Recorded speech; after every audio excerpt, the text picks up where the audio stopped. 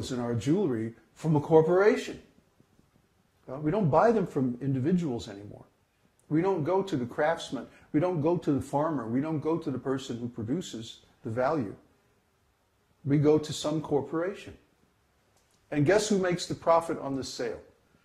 Not the person who made the jewelry, but the corporation that markets the jewelry.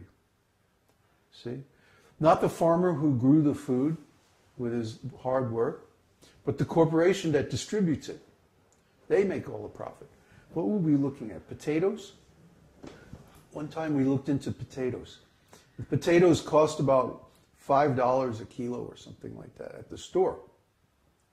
But how much does the farmer get? About 14 cents for the same kilo of potatoes. So who's making all the money? All the distributors, the retailers. See, all these artificial corporations between the person and the producer and the consumer. So there's only so long you can go on with this. After a while, you have sucked all the value, all the wealth out of the workers, and they don't have anything anymore. You can't get any more. See? So the 20% of the world's population that lives in the US and Europe, Western Europe, uses something like, I don't know, 80% of the value in the world, produced in the world by people's labor. Everybody else is very, very poor in comparison. So what happens when those people finally are reduced to complete poverty? Well, guess what? The whole system breaks down. If you can't exploit people anymore, if you can't steal from them, if you can't rip off their wealth anymore and export it to some other place, then your company can't make a profit anymore, because that's the way it's set up. That's the way it's optimized. So this is what's happening in the world today. This is what they don't tell you on the news when they talk about, oh, the stock market's going down and there's a credit crunch and this and that. The real cause is the system itself. The real cause is the corporate structure itself. This happens every so often. When was the last one? 1929? So 2009, 80 years ago. About every 80 years, the whole system cracks up. And this time, it's going to be really bad because we're also on the edge of environmental collapse. If the temperature of the world goes up only 4 degrees centigrade, then the whole equatorial belt is going to become uninhabitable. Why? Because the rain will stop. You need a clash of warm, moist air with cool, dry air to form rain. So if the dry, cool air gets heated up, it won't make rain. So all there has to be is a temperature of 4 degrees centigrade increase. And that could happen anytime. So we're thinking there's probably going to be a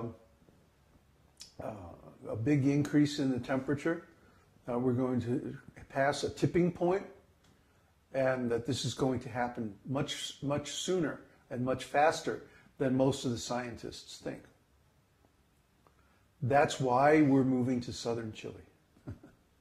Prabhupada one time said that Canada would become like semi-tropical, like Florida. So there's only two things that could cause that. Either the Earth's axis tilts, or rather, to state it more scientifically, the lithosphere of the Earth changes its orientation with regard to the core. Or, the other possibility is global warming. And the expansion of the tropical band because of general warming of the whole planet. So it seems like the latter is what's actually happening. We have some evidence that this is going on. We don't have any evidence that there's shift of the Earth's crust yet. I mean, the North Pole has been wandering quite a bit more than normal. Both the rotational pole and the magnetic pole are moving quite a bit more than they do normally. And we don't know if that is foreshadowing some other changes. But the evidence that we do have is that global warming is taking place. So we have to assume that it's going to just continue and it's going to get worse. So that means either we move to Canada or we move to southern part of the world. And the southern part of the world is preferable because even if there is a big problem in the north, it won't affect us down here. See, like, it looks like now there's going to be some kind of a border problem between the U.S. and Mexico. This is one reason why we got out of Mexico. Because we saw that the living conditions in Mexico were becoming very difficult. The crime especially is increasing more and more. And at some point, I think the gangs in Mexico are going to start targeting foreigners. So we didn't feel like we had a long-term safe situation in Mexico. But in Chile, there's no problems like that. Very, very low crime rate. Chile is a very law-abiding society. Of all of the countries in Latin America, Spanish-speaking countries, Chile is the most law-abiding country. You can't bribe the police here. It's like, don't even try.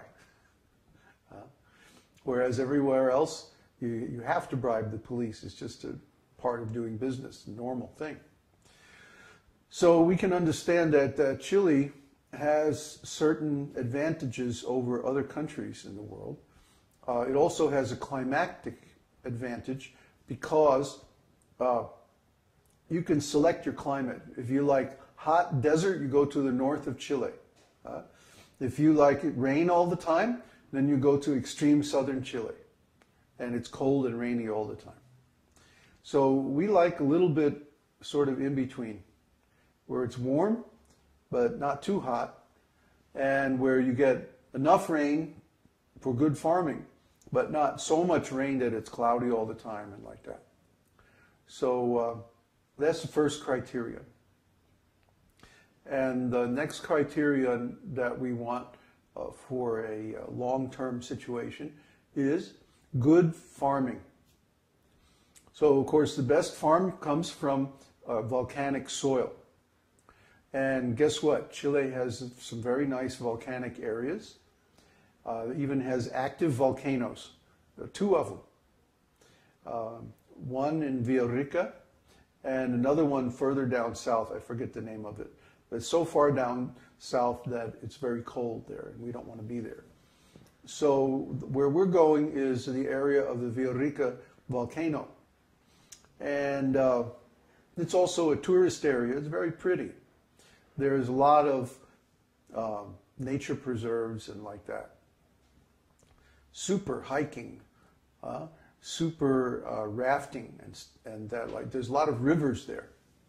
So a lot of people go there for adventure tourism, for hiking, for rafting, even hunting and fishing and like that.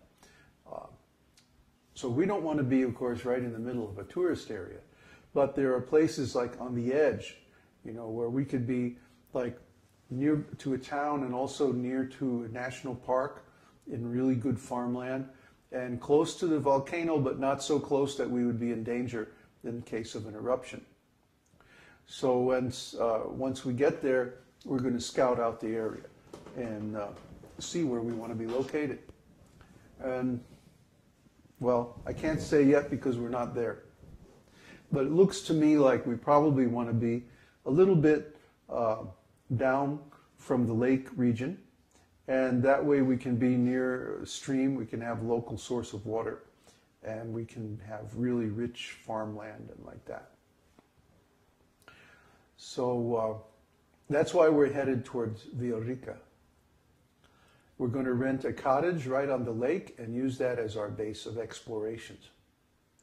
So I am so ready to be out of the city, I tell you.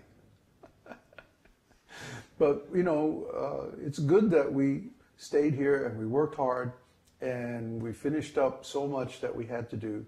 And now can take some time to look around the country and see what's really out there. We want to start from Brahmachari ashram. Brahmachari ashram means like a monastery for celibate students. Because I'm in the renounced order of life, and so it's natural that my students will also be like that. But in the future, once we're established, we also want to invite householders. Once we have the facility. For example, the main reason why we made a corporation is, well, because we get tax deduction